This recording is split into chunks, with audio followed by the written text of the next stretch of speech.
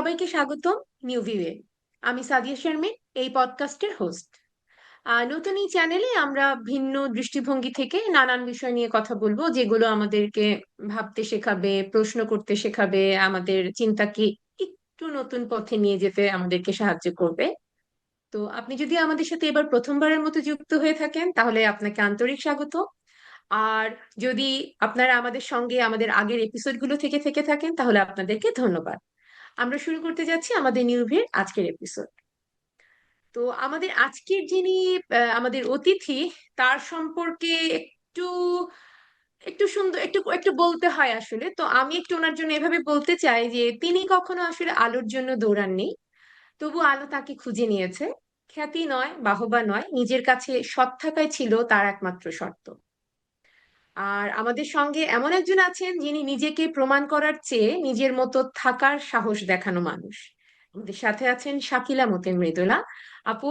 আপনাকে অসংখ্য ধন্যবাদ আমাদেরকে সময় দেওয়ার জন্য, আমাদের সঙ্গে আমাদের এই অনুষ্ঠানে যুক্ত হওয়ার জন্য। আসসালামু আলাইকুম। ওয়ালাইকুম সালাম। আপনাকেও অনেক অনেক ধন্যবাদ। এত সুন্দর করে ইন্ট্রোডাকশনটা দিলেন, আমি সত্যি খুব মুগ্ধ হয়ে এবং মনোযোগ দিয়ে শুনছিলাম। ভালো লাগলো। কেমন আছেন? এই তো আলহামদুলিল্লাহ ভালো আছি। আপনি ভালো আছেন? জি, ভালো আছি। তো আপু আসলে আমাদের মানে যেটা আমরা তো আসলে আপনাদের সাথে গল্প করব, কিছু আমাদের কিছু জিজ্ঞাসা আছে, সেগুলো আমরা শুনতে চাইবো। তো সেক্ষেত্রে আমি যেটা জানতে চাই যে আপনি তো অনেকদিন ধরে উপস্থাপক, আপনি একজন আবৃত্তি শিল্পী, একজন গবেষক, আপনি উইমেন অ্যাক্টিভিস্ট একজন। নারীদেরকে নিয়ে আপনি অনেক কাজ করেছেন। আপনি দীর্ঘদিন এনজিওতে ছিলেন। আপনি বাংলাদেশ টেলিভিশন, এনটিভি, ইটিভি আরো অনেকগুলো চ্যানেলে আপনি দীর্ঘ সময় ধরে কাজ করছেন, আপনি লাইভ করছেন। তো আপনার মানে জানতে চাইবো যে আসলে আপনার, আমরা জানি আপনি অনেক ছোটবেলা থেকে কাজ করছেন, তারপরেও একটু শুনতে চাইবো যে আপনার উপস্থাপনার যে যাত্রাটা, সেটা কিভাবে শুরু হয়েছিল। এবং এর সাথে একটা ছোট্ট যেটা আমার প্রশ্ন থাকবে, সেটা হলো যে আপনার মতে আজকের যারা উপস্থাপনা করছে, তাদের সবচেয়ে বড় একটা ইন্টেলেকচুয়াল ফেইলিয়ার এটা কোথায়? আমরা তো অনেক মিডিয়া অনেক কিছু দেখি, তো আমার কাছে মনে হয় যে কোথাও একটা গ্যাপ আছে। তো সেই জায়গা থেকে আপনি যদি আমাদেরকে একটু বলেন যে ওদের ইন্টেলেকচুয়াল ফেইলিয়ারটা কোন জায়গায়, এবং আপনার যাত্রার শুরুটা।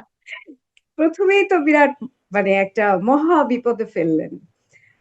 আহ আমি বলবো আসলে আহ মানে আমার কাছে মনে হয় ইন্টেলেকচুয়াল ফেইলিওরটা কিসের ভিত্তিতে আমি বলবো যে he or she is intellectual failure. এটা জাজ করার জন্য তো আমার একটা কি বলে উম, একটা বেজ লাগবে। যখন যেটা চল, যখন যেটা আসলে সময়ের সাথে সাথে যেটা বেশি লাভজনক, বেশিরভাগ মানুষই সেই পথটাই বেছে নেয়। এখন সেই বেছে নেওয়াটা আসলে তার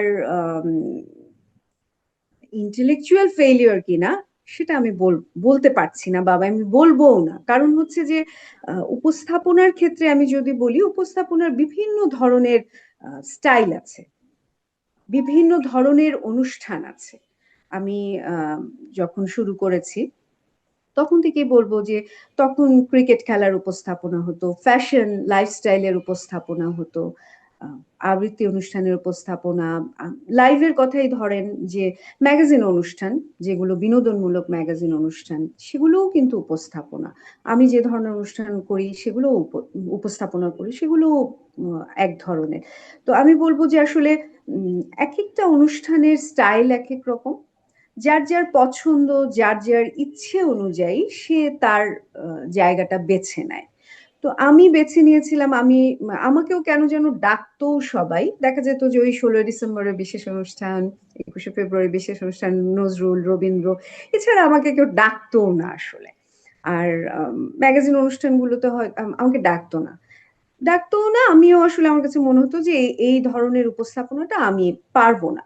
তো এখানে কিন্তু আমিও ইন্টেলেকচুয়ালি ফেইলর। ম্যাগাজিন অনুষ্ঠানটা যেটা অনেক বেশি লাইভলি হতে হয়, আমিও যে লাইভলি হতে পারতাম না তা না, হয়তো আমি চাইতাম না। তো আসলে এক একটা জায়গা এক এক রকম আমি বলবো। এটাই। আর তবে আমি বলবো যে যে জায়গায় থাকুক, কাজ করছি তো অনেক বছর, মানে এখন হ্যাঁ, আসলে আপনার অনেক অভিজ্ঞতা। রিটায়ারমেন্টে যাওয়ার সময় হয়ে গেছে এখন আসলে। তো আমার কাছে যেটা মনে হয় যে উম, যে যার যার কাছে যদি স্পষ্ট থেকে মনে করে যে উম, সে ভালো করছে, সে ভালো আছে, আমার কাছে মনে হয় যে ওটাই আসল। এখন তো একটা ট্রেন্ড তৈরি হয়ে গেছে নানান রকম ভাবেই একটা কিছু করার। অনেক সময় অনেক কিছু আমরা যদি আপাত দৃষ্টিতে দেখি, আমাদের কাছে অনেক সময় মনে হয় যে এটা একটা উদ্ভট প্রশ্ন বা এরকম অনেক কিছুই মনে হয়। আবার যারা থাকেন বিভিন্ন টক শোতে বা ইয়ে, তারাও একটু দেখা যায় অনেক সময় অনেক কিছুতে আমরা দেখি কিন্তু যে রাগান্বিত হয়ে যাচ্ছেন বা এটা, মানে এই জিনিসটা কিন্তু অনেক বছর আগে ছিল না। হ্যাঁ, একটা শ্রুতি মধুর একটা কনভারসেশন সব সময় হতো, একটা শ্রদ্ধার একটা জায়গা। কিন্তু এখন আসলে যখন আমরা দেখি বিভিন্ন অনুষ্ঠান, তখন মনে হয় যে না, বোধহয় একটা কিছুর গ্যাপ আছে। তো ওই জন্যই আপনাকে আমার প্রশ্নটা করার, কারণ আপনার হুম এতদিনের হুম হুম। অভিজ্ঞতা এবং আপনার অনুষ্ঠানগুলো আমরা দেখেছি। তো সেক্ষেত্রে আপনাকে অসংখ্য ধন্যবাদ এই জন্য যে আমাদেরকে খুব সুন্দর কিছু সময় উপহার দিয়েছিলেন আপনি। আর এখনো দিচ্ছেন। আপনি বিটিভিতে এখন কাজ করছেন, সকালের একটা শো করছেন, তাই না? হ্যাঁ, সকালে বাংলাদেশ টেলিভিশনের আজকে সকাল গানের একটা লাইভ হয়, সেটা আমি রেগুলার করছি। পাশাপাশি অন্যান্য বিশেষ অনুষ্ঠান করি, অন্যান্য চ্যানেলেও করি আমি। মাঝখানে প্রথম আলোতেও একটা কাজ করলাম বর্ষা নিয়ে, বেশ সুন্দর একটা কাজ ছিল, সেটাও করলাম। তারপর বাংলা ভিশনে রেগুলার বিশেষ দিনগুলোতে করছি এখনো। এই তো করি আর কি। আর টিভিতে মিউজিক স্টেশন দীর্ঘ সময় করেছি। আর টিভির যে লাইভ হ্যাঁ, গুলো হতো, মোমবাতি, আহ, শতকণ্ঠে, আহ, জাতীয় সঙ্গীত সহ, মানে একদম বড় বড় যে লাইভ গুলো হতো হাতির ঝিলের এর থেকে, ওগুলো আমি করেছি রেগুলার। এনটিভিতে শুভ সন্ধ্যা করেছি এক সময়, প্রচুর হ্যাঁ, কাজ এনটিভি শুভ করেছি সন্ধ্যা প্রচুর। মনে আছে। এই তো। তো আমি একটা প্রশ্ন আপু করতে চাই যে আপনি তো আসলে আমাদের চোখে আমাদের ইয়েতে আপনি আসলে অনেক জনপ্রিয় একজন, কিন্তু তারপরে আপনি জনপ্রিয়তার যে প্রতিযোগিতা সেখান থেকে আপনি সব সময় আসলে একটু দূরে থেকেছেন। তো এটা কি আপনার একটা সচেতন সিদ্ধান্ত ছিল? মানে বহু বছর আপনি খুব মিডিয়াতে সুন্দর থেকেও একটা প্রশ্ন করলেন যে সচেতন সিদ্ধান্ত, বেশ হ্যাঁ। ভালো লাগলো শব্দের ব্যবহারটা।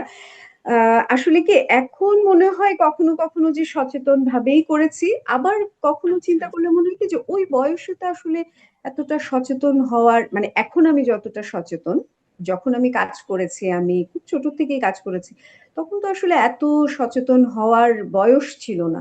কিংবা হতে পারে যে আমি অল্প বয়স থেকেই সচেতন, হতে পারে।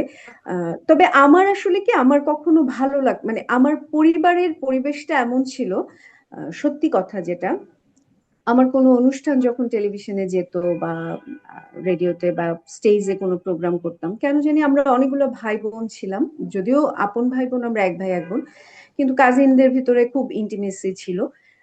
তো খালা মামা চাচা ফুপু নানা, এরাই এদের আহ, ভালো লাগাটাই আমার কাছে প্রশ্রয় পেত আর কি। এরা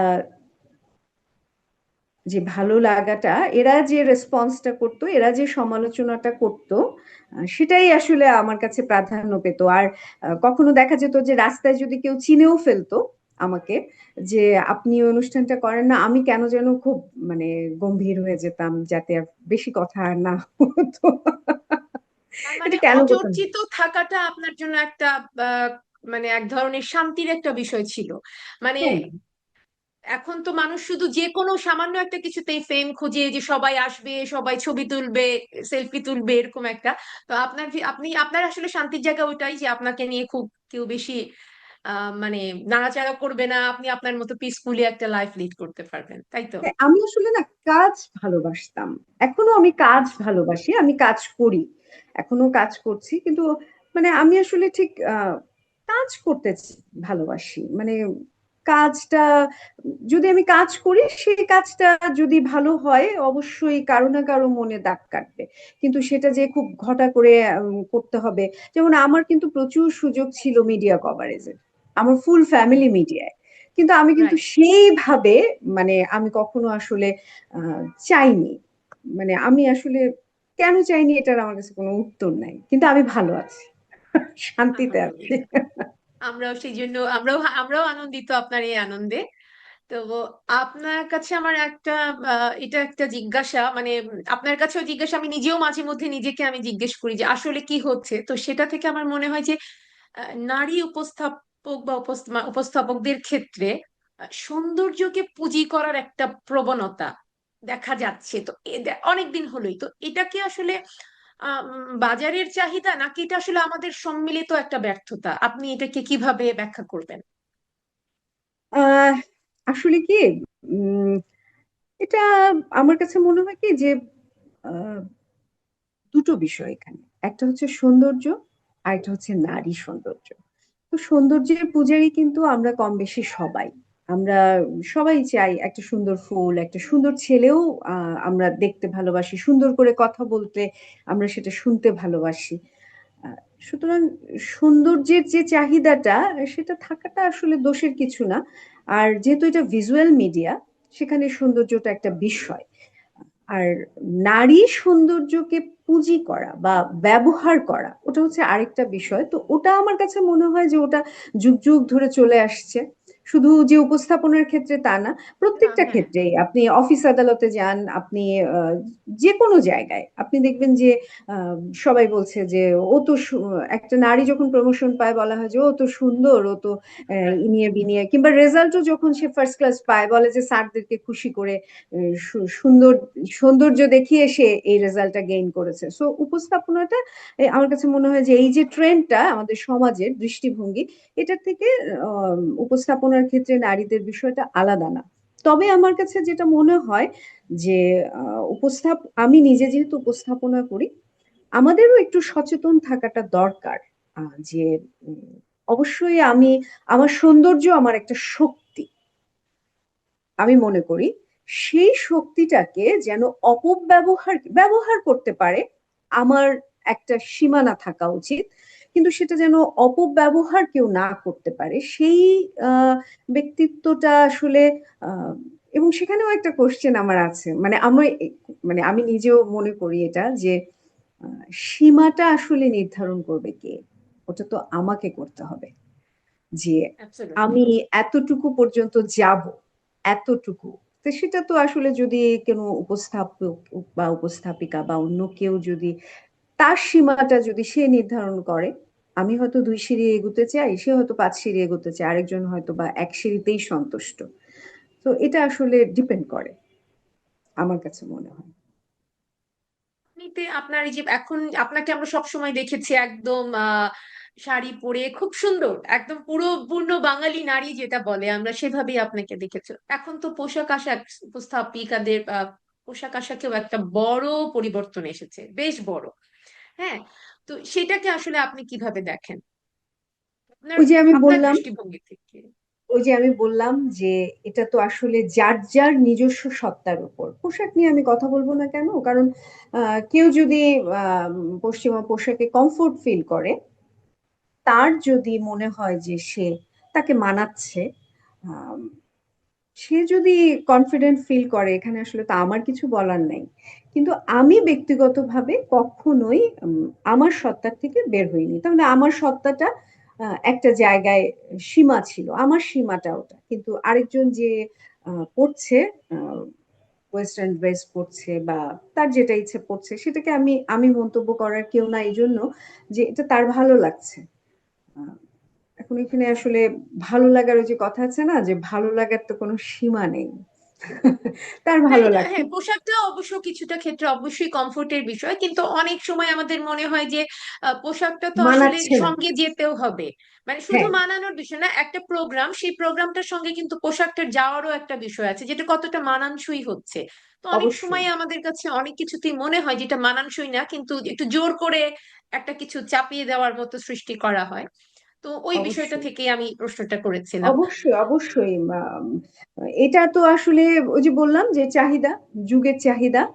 হয়তোবা আম, যারা প্রোগ্রামটা মেক করছেন, তারা হ্যাঁ, যারা ডিমান্ড করছে, করছেন, প্রডিউসার, তারা ডিরেক্টর, তাদেরও চাচ্ছেন, বোধহয় কিংবা একটা কন্ট্রিবিউশন থাকা উচিত, পজিটিভ একটা, হ্যাঁ মানে এমন এখন তো একটা ওই যে দৃষ্টিভঙ্গি, রুচির পরিচয় দেয়া যেটাকে বলে। এখন তো আসলে ওই যে গানগুলো তো অনেক ক্ষেত্রে দেখা যায় না, যে যে গানগুলো খুব আহ, মানে খুব আমি বলবো সহজ না, সস্তা ধরনের লিরিক, সস্তা ধরনের জিনিসগুলো যেমন খুব বেশি হিট হয়ে যাচ্ছে, ওরকম হয়তো বা তারাও মনে করছেন যে পোশাকে একটু চেঞ্জ আনলে, আধুনিক পোশাক পরলে হয়তো বা, টিআরপিটা বেশি হয়ে যাবে। হ্যাঁ সেটা তারা মনে করছেন।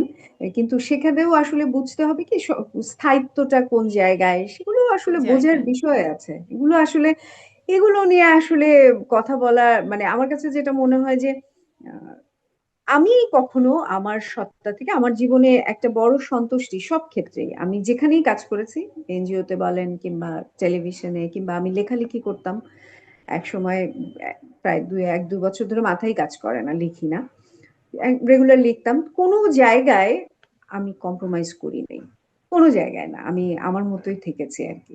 তাতে যেটুকু কাজ পেয়েছি, ভালো আছি আলহামদুলিল্লাহ। আচ্ছা, ভালো লাগলো শুনে। আহ, আমি আপনি তো অনেক উইমেন অ্যাক্টিভিস্ট হিসেবে কাজ করেছেন, আপনি অনেক উন্নয়ন কর্মী হিসেবে আপনি অনেকগুলো আপনি এনজিওতে ছিলেন। তো আপনি মানে মাঠেও তো কাজ করা হয়েছে আপনার নারীদেরকে নিয়ে, হ্যাঁ, তাই হ্যাঁ। না? তো এই যে নারীদেরকে মিডিয়ায় নিয়েও কাজ, আমি, বলেন। হ্যাঁ, তো এই যে মিডিয়ায় কাজ করা আপনার যে কাজটা, সেখানে আর আপনি যখন নারী অধিকার কর্মী বা তাদেরকে নিয়ে কাজ করেছেন, তো এটা আপনার তো আসলে দুইটা ডিফারেন্ট অভিজ্ঞতা আমি বলবো। তো সেটার মধ্যে আসলে আপনি পার্থক্যটা কোথায় খুঁজে পেয়েছেন, মানে আপনার কাজ করার যে শক্তি, বা অন্য নারীরা যারা মাঠে কাজ করছে, যাদেরকে নিয়ে কাজ করছিলেন আপনি, যে তাদের মানে ওই জায়গার ব্যালেন্সটা আপনি কিভাবে দেখেন? আমার কাছে আসলে কি, দুটোই আমার কাছে সমান ছিল। আমি ওই যে বললাম না যে আমি কাজ পাগল মানুষ, আমি কাজ করতে ভালোবাসি। তো উম, আমি চাকরির সূত্রে আমার প্রচুর ঢাকার বাইরে যেতে হতো, আমরা হুম। প্রচুর ফিল্ডে আমার যেতে হতো। আমি লাস্ট যে অফিসটাতে ছিলাম সেখানে আমার আন্ডারে 4টা জেলা ছিল, তো ওই জেলাগুলোতে আমাকে ভিজিট দিতে হতো। প্রোগ্রাম ম্যানেজার ছিলাম লাস্ট, আমি পপুলেশন সার্ভিসেস এন্ড ট্রেনিং সেন্টারে আমি ছিলাম রেগুলার জবে। পরবর্তীতে আমি কনসালটেন্ট হিসেবে আরো কয়েকটা অর্গানাইজেশনে কাজ করেছি, রামরু মিডওয়াইফারি সোসাইটি, ওদের সাথে এখনো কাজ করছি আমি। তো আমি কাজ করতে গিয়ে আমার কাছে মনে হয়েছে, মানে আমার কাছে আমার যে মিডিয়ার কাজের পরিধিটা ছিল, সেখানে আমি আসলে কখনো খুব একটা, আমার কাছে একই মনে হয়েছে, এবং অনেকেই মিডিয়া সম্পর্কে বিভিন্ন কথা অনেক কিছু মনে করতো, কিন্তু আমার কাছে কখনো মিডিয়াকে না আলাদা কিছু মনে হয় নাই। মানে আমার কাছে মনে হয়েছে যে যে প্রবলেম গুলো আমরা ফেস করি একজন নারী হিসেবে, বা যে ধরনের রিউমার, সেটা সেটা মিডিয়াতেও হতে পারে, সেটা একটা কর্পোরেট অফিসেও হতে পারে, সেটা যে কোনো জায়গায় হতে পারে, কিন্তু আহ, মিডিয়াতে মানে যেটা আপনার তো হচ্ছে। একটা পারিবারিক একটা কিন্তু ব্যাকগ্রাউন্ড আছে মিডিয়ার সাথে জড়িত, তো সেক্ষেত্রে কি আপনার কাছে মনে হয়েছে যে আপনি একটু কোথাও প্রিভিলেজ, বা অন্যরা যে ধরনের হয়তো একটু সমস্যার মধ্যে দিয়ে যেতে পারে, আপনাকে সেটা যেতে হয়নি, বা এরকম কিছু কি কখনো মনে হয়েছে না? মনে হচ্ছে যেন সবার জন্যই একই? আহ আমার কাছে মনে হয়েছে কি, আসলে মিডিয়া মানে তো, মানে শব্দটা, মিডিয়াটা তো একটা বড় জায়গা, বড় প্ল্যাটফর্ম, অনেক অনেক বড় ধরনের জায়গা। সেক্টর আছে মিডিয়াতে। হুম। স্টেজ একটা সেক্টর, সিনেমা একটা সেক্টর, তারপর মিউজিক ভিডিও একটা সেক্টর, আমি যে সেক্টরে কাজ করতাম সেটা একটা, মানে অনেকগুলো সেক্টর মিডিয়ার অনেকগুলো। ভেতরে। আসলে টেলিভিশনেও কিন্তু অনেকগুলো নাটক আছে, বিজ্ঞাপন আছে। তো আমি যেখানে কাজ করতাম, তো হ্যাঁ, আমি অবশ্যই এটা অস্বীকার করব না যে আমি প্রিভিলেজ ছিলাম, কারণ অনেক কিছু দেখে আমি বড় হয়েছি, অনেকের বড় মাঝে আমি হয়েছেন। বড় হয়েছি। কিন্তু আহ আমি বলবো যে এরকম প্রিভিলেজ অনেককেই আমি দেখেছি, যে যারা খুব প্রিভিলেজ ফ্যামিলি থেকে কাজ করেছে মিডিয়ায়, কিন্তু তারপরেও তাদেরকে আমার মনে হয়েছে যে তারা অনেক ক্ষেত্রে কম্প্রোমাইজ করেছে, অনেক ক্ষেত্রে উম, অনেকে আবার প্রিভিলেজ না, কিন্তু কম্প্রোমাইজ করেনি, মানে ব্যাকগ্রাউন্ডে তার ফ্যামিলি ব্যাকগ্রাউন্ড নেই চেনা, কিন্তু সে কম্প্রোমাইজ করেনি, সে স্ট্রং পার্সোনালিটি নিয়ে কাজ করে গেছে, এরকম কাজ করে অনেককে গেছেন। আমি দেখেছি। উপস্থাপনা জগতেও দেখেছি, তারা হয়তো ওরকম লাইমলাইটে আসেনি, কিন্তু ভালো এখনো কাজ করে যাচ্ছে তারা, হয়তো বা খুব বেশি জনপ্রিয় ফেস হয়নি, কিন্তু কাজ করে যাচ্ছে প্রচুর আছে। আমরা তো ওই শুধু সামনে যারা জলজল করে শুধু ওই গুটি কয়েকদেরকে নিয়েই থাকি, কিন্তু পেছনে অনেকেই কাজ করে যাদেরকে আমরা চিনি না, এবং যারা তাদেরকে চেনাতেও চায় না। তো আমার কাছে সবসময় যেটা মনে হয়েছে, মিডিয়া বলেন বা সব ক্ষেত্রে, অফিস আদালতে, ওই যে বললাম যে নিজের উপরে অনেক কিছু ডিপেন্ড করে। যে আমি ধরেন আমি একটা প্রোগ্রাম করছি, তো একটা প্রোগ্রাম করতে গিয়ে আমার যদি চাহিদা বেড়ে যায় যে আমি আরো 2-3টা প্রোগ্রাম করব, আমি হুম। রাতারাতি আমি স্টার বনে যাব, স্টার হয়ে আজকেই যাব। আমার একটা ইনকাম, প্রয়োজনটাও কিন্তু একটা আপেক্ষিক। আমি যদি এখন চিন্তা করি যে আমার প্রতি বছর একবার করে ব্যাংকক ঘুরতে যেতে হবে, সো আমার কিন্তু ইনকামটাও সেই ইচ্ছার উপরে আমার ইনকামটাও তখন বাড়াতে হবে। তো আমি যদি মনে করি, এটা আমার কাছে মনে হয় যে প্রয়োজনে আমি যদি প্রয়োজনে আমি রিক্সা বাসেও চড়তে পারি। আমি মিডিয়ার সেলিব্রিটি বলে যে আমি সবসময় আমাকে একটা আহ, মানে একটা খুব গাড়ি একটা পশ কিনতে হবে, গাড়িতে মানে আমি চড়তে এগুলো হবে। তো বিশ্বাস করি না। হ্যাঁ, আমি এগুলো তো বিশ্বাস করি না। তো আমার সেজন্য সবসময় আমার কাছে মনে হয়েছে যে এটা আমি ফ্যামিলিগতভাবে প্রিভিলেজ ছিলাম বলে না, এটা সম্পূর্ণ নিজের উপরে, যে আমার চাহিদার উপরে ডিপেন্ড করবে। যে কথা আছে না যে চাহিদা অনুযায়ী যোগান, তো আমার চাহিদা যদি অনেক বেশি থাকে আমার যোগানটা তো বাড়াতেই হবে। আর যোগানটা যখন বাড়াতে হয় তখন একটা প্রতিযোগিতায় আমাকে যেতে হয়, প্রতিযোগিতায় জেতার জন্য তখন আমাকে অনেক বেশি কি বলে ওটাকে দৌড়ঝাঁপ করতে হয়। কিন্তু আমি যদি একটু ধীর স্থির হই যে ওকে দেখি না কতটুকু যাওয়া যায়, কি হয়। আম, এমনও হয়েছে যে কথার কথা, আমি তো আজকে থেকে কাজ করছি না, আমি বহু বছর ধরে কাজ করছি। তো আমি কই, আমি তো কখনো মনে হয় না কোনো পার্টিতে অ্যাটেন্ড করার জন্য স্পেশাল কোনো গাউন আমি এ পর্যন্ত বানিয়েছি। তো আমি আমার মতোই পোশাক আশাক পরেই কিন্তু সব জায়গায় যাচ্ছি। তো সেই ঢাকা ইউনিভার্সিটিতে যেরকম ড্রেস পরে চলে যেতাম সেরকম পরেই আমি চলে যাচ্ছি কিন্তু টেলিভিশনে। কই আমার তো কোনো সমস্যা হচ্ছে না, কাজ সমস্যা করছি হচ্ছে তো, না। কাজ করছি তো। সেটাই, তো এটা আসলে এগুলো আসলে আপেক্ষিক ভাবে কি কিভাবে নেয় সে, মানে হ্যাঁ, তার সেটাই। নিজের পার্সপেক্টিভ থেকেই বোধহয় এখন এই জিনিসগুলো খুব বেশি হচ্ছে আর হ্যাঁ, কি। হ্যাঁ, তবে ওই যে বললাম যে যেটা বললেন যে কে কিভাবে নেয়, তো আমি দেখা যাচ্ছে যে এরকম হয়েছে যে আম, অনেক জায়গায় গিয়ে হয়তো বা একটা খুব এক্সক্লুসিভ একটা পার্টি ড্রেস না পরলে অনেকে শাই ফিল করছেন, তো আমার আবার এগুলো করতো না। আমার মনে হতো যে আমি যেমন আমি তেমনই আছি, কে কি ভাবলো না ভাবলো তাতে আমার কিছু যায় আসে না। হ্যাঁ, সেটাই। যায় আসে না। আচ্ছা হুম। আপু, আপনি হচ্ছে মানে মঞ্চে তো কাজ করছেন অনেক দিন ধরে, মানে মঞ্চে উঠেছেন। আপনি যে লাইভ করছেন, আমার এটা একটা প্রশ্ন আর কি, যে লাইভ করার সময় কখনো নার্ভাস লাগে, বা কোনো একটা প্রশ্ন অনেক সময় করছে, স্ক্রিপ্ট যখন দেখছেন, বা একটা স্ক্রিপ্ট থাকলে একটা মানে শক্তি থাকে যে হ্যাঁ আমি জানি আমি এটা কথা বলে যাবো, বাট লাইভের ক্ষেত্রে কি আপনার কখনো নার্ভাস লেগেছে, কখনো একদম প্রথম দিকে? প্রথম দিকে না, আমার সব সময় প্রোগ্রামে নার্ভাস হই আমি এখনো। এই এখনো? যে যেমন আজকে আমি যে আপনার ইন্টারভিউ দিব, সত্যি কথা এটাতেও আমি নার্ভাস ছিলাম। আমি বেশ অনেকক্ষণ আগে থেকে প্রিপারেশন নিচ্ছি, মোবাইলটা সোজা করব না ই করব, এটা যে কারণে আর কি দেরি হয়েছে, যে না সবকিছুর জন্য একটা প্রিপারেশন লাগে।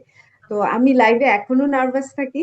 এবং মাঝখানে এমন হতো যে আমি মনে হতো যে আমি বোধহয় লাইভে শিল্পীর নাম ভুলে যাব, সবসময় আমার মনে হতো, আমি লিখে নিতাম। পরে প্রডিউসার আমাকে ধমক দিয়েছিল যে আপনি সবসময় নামটা দেখে বলেন কেন। তো তার ধমক মানে সে বলার পরে আমি দেখলাম যে না, আমি নামটা আর লিখে রাখি না, কিন্তু আমার নামটা ঠিকই মনে থাকে।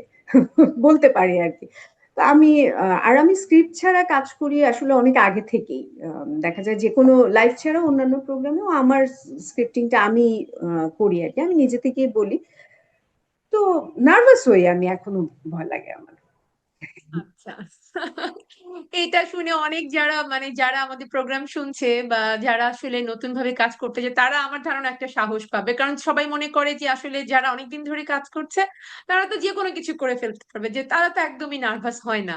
বাট আপনার এটা শুনে হয়তো তারা সাহস পাবে। তো আপনি মাঝখানে বেশ অনেকটা সময় একটু গ্যাপ দিয়েছিলেন আমরা জানি।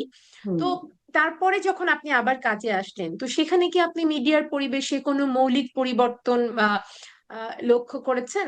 কারণ এখন কিন্তু আসলে বিশেষ করে সামাজিক যোগাযোগ মাধ্যমে মানুষ আসলে মানুষের চিন্তাকে, রুচিকে একটা প্রভাব আমাদের মধ্যে পড়েছে। হ্যাঁ, তো সেক্ষেত্রে কি এই বাস্তবতায় আজকের যে মূলধারার মিডিয়া, এটাকে আপনি আসলে কোন জায়গায় দেখেন, এই পরিবেশটাকে? আহ, এখন সোশ্যাল মিডিয়া তো একটা মানে অবশ্যই একটা শক্তিশালী প্ল্যাটফর্ম এখন। হুম। কারণ এটা অনেক দ্রুত অনেক বেশি মানুষের কাছে পৌঁছে যায়, যে কোনো মেসেজ, যে কোনো কিছুই। কিন্তু আমার কাছে মনে হয় কি যে সবসময় একটা গ্রুপ আছে আমাদের সোসাইটিতে, একটা গোষ্ঠী আছে যারা সচেতন, যারা আসলে ওই হুজুগে মাতে না। এই গোষ্ঠীটা কিন্তু আছে। আমরা যতই দেখি যে, দেখবেন যে যে কোনো একটা ইস্যুতে সোশ্যাল মিডিয়া একদম কেঁপে যাচ্ছে, এই এ মন্তব্য করছে, ওর ঘাড় ফেলে দিচ্ছে, ও ঝগড়াঝাটি লেগে তোলপাড় যাচ্ছে, হয়ে যে যাচ্ছে। কোনো, হ্যাঁ, তোলপাড় হয়ে যাচ্ছে। তার ভেতরেও কিন্তু একটা সাইলেন্ট গ্রুপ আছে, যে দেখছে, অবজার্ভ করছে, তারা ওগুলোর ভিতরে ঢুকছে না, আছে।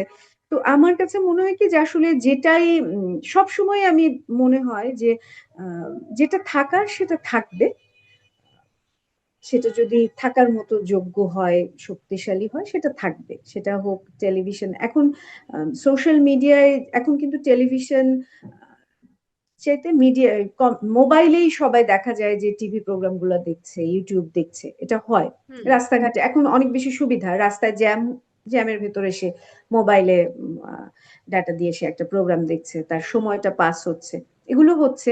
কিন্তু তাই বলে কি আমাদের বাসা থেকে টেলিভিশনটা আমরা এখনো ফেলে দিয়েছি? এখনো কিন্তু দেই নাই। তো না। এখনো যেহেতু টেলিভিশনটা আমরা ফেলে দেই নাই, এখনো যেহেতু বিভিন্ন মডেল এবং বিভিন্ন শোরুম গুলো আছে টেলিভিশনে, সো উদ্বিগ্ন হওয়ার কিছু নাই আমার কাছে মনে হয়। Thank you.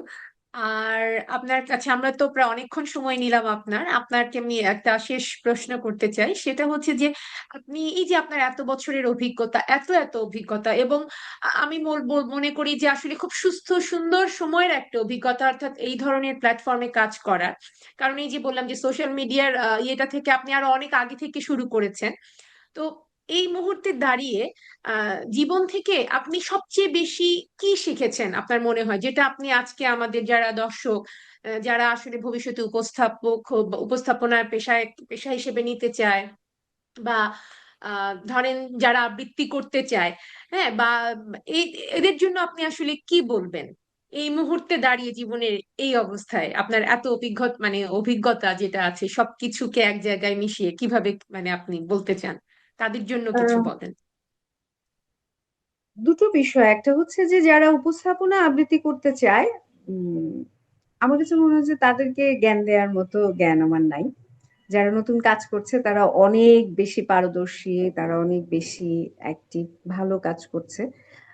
আমি যে নতুন করে যখন বিচারক হলাম, অনেক আমার চাইতে জুনিয়র যারা, তাদের সাথে আমার দেখা হলো, কথা হলো, ওরা অনেক ভালো কাজ করছে।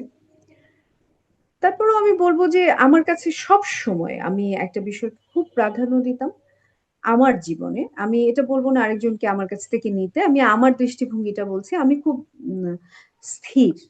আমি প্রচন্ড ঝড়ের ভেতরেও আমি দেখেছি যে আপনি জীবনে ঝড় বা কাজের ক্ষেত্রে ঝড় বা যে কোনো কিছু, আপনার ইচ্ছা পূরণ হচ্ছে না, যে কোনো ঝড়ে আপনি যদি কোনোভাবে নিজেকে স্থির রাখতে পারেন, ফোকাস রাখতে পারেন, কিছু কিছু সময় একেবারেই পারা যায় না, দ্যাটস ডিফারেন্ট, কিন্তু যদি আপনি পারেন, সম্ভব হয়।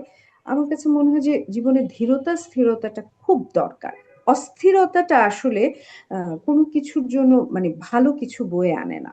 এটা আমার কাছে মনে হয়, সেটা উপস্থাপনা হোক, সেটা আবৃত্তি হোক, সেটা জীবনে যে কোনো ক্ষেত্রে, ফ্যামিলিতেও হোক, কিংবা বাড়িতে আগুন লেগে গেল, আমরা অস্থির হয়ে চারতলা থেকে লাফ দিয়ে, এরকমও তো, এই যে অস্থিরতাগুলো, কিংবা ভূমিকম্প অস্থিরতা। হলো, দপদপ করে আমরা সিঁড়ি দিয়ে নামা শুরু করলাম, না, স্থির ঠান্ডা মাথাটা করলে আপনি ওরকম থাকতে পারেন, আহ ধীর স্থির, সেটা ধৈর্য, এটা খুব প্রয়োজন।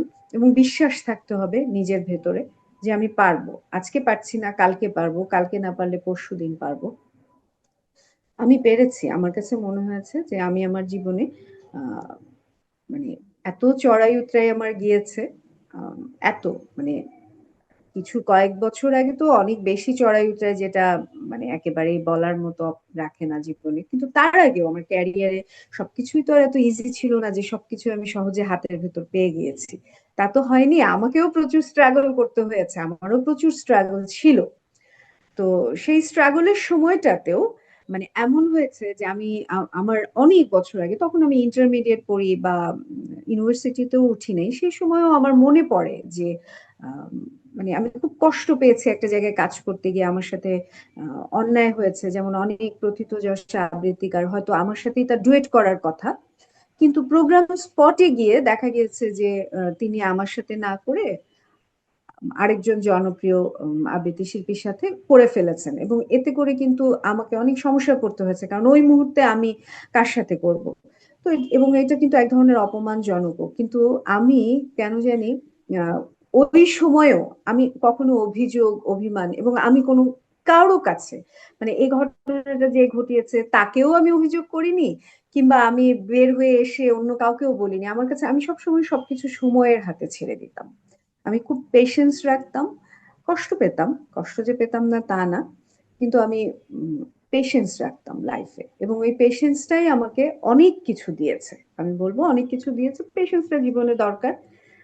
এটাই। আর জীবনে এখন যেটা বলবো, যে আমার জীবনে এই মুহূর্তে এত বছর পর আমার মনে হয় যে আমার সার্থকতাটাই হচ্ছে এটা, যে আমি আমার মতো করে এখন পর্যন্ত আমি আমি মৃদুলার মতো করে বেঁচে থাকতে পারছি, কাজ করে যেতে পারছি। এটাই আমার বড় সফলতা। খুবই খুব সুন্দর করে আপু আপনি কথাটাকে আসলে বললেন আমাদের কাছে, যে নিজের মতো করে থাকতে পারা দিন শেষে আসলে সবকিছু করেই তারপর নিজের মতো করে থাকতে পারাটাই আসলে সবচেয়ে বড় সার্থকতা, এবং আপনি সার্থক। আপনাকে অসংখ্য অভিনন্দন সেই জন্য। আর আমরা আমাদের অনুষ্ঠানে প্রায় আমরা শেষ পর্যায়ে চলে আসছি, আমি আমার দর্শকদের কাছ থেকে বিদায় নিয়ে নিতে চাচ্ছি। তার আগে আপু আপনাকে অসংখ্য ধন্যবাদ, অন্তরের অন্তঃস্থল থেকে ধন্যবাদ আমাদেরকে সময় দেওয়ার জন্য। ভালো থাকবেন। আর আমি আমার দর্শকদের জন্য বলতে চাচ্ছি যে দর্শক শ্রোতা আপনারা, আহ, আপু অনেক অভিজ্ঞ একজন ব্যক্তি, এবং তার কাছ থেকে আপনারা যারা শুনলেন, যারা শিখলেন, আশা করছি যে জীবনে এইটা খুব বড় একটা বিষয়, যে ধৈর্য, ধীরতা, স্থিরতা, এবং আসলে আমাদের চাওয়ার যে মাত্রাটা, আমার মনে হয় সেটাকে আমাদের কম রাখা উচিত। তো দর্শকরা আপনারাও ভালো থাকবেন, আপনারা আমাদের সঙ্গে থাকবেন আমাদের পরবর্তী পর্ব দেখার জন্য। আর আপু আপনাকে অসংখ্য ধন্যবাদ আবার। আপনাকেও ধন্যবাদ, এবং এই আয়োজনে আমাকে সংযুক্ত করার জন্য অনেক অনেক ধন্যবাদ। ঠিক আছে। আসসালামু আলাইকুম।